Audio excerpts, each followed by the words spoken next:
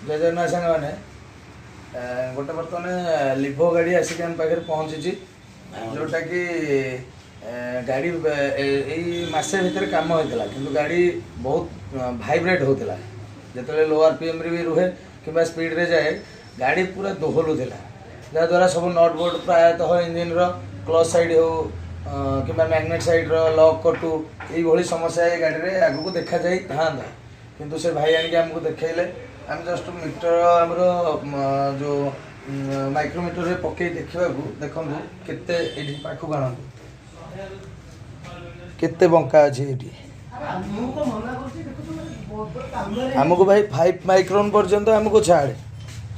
आमको 5 माइक्रोन पर्यंत छाड़े किंतु ये बर्तमान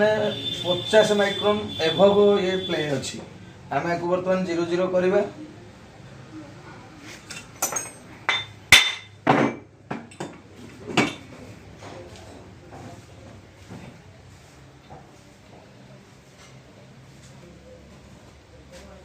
या 10 माइक्रोन रहा एक 0-0 करवा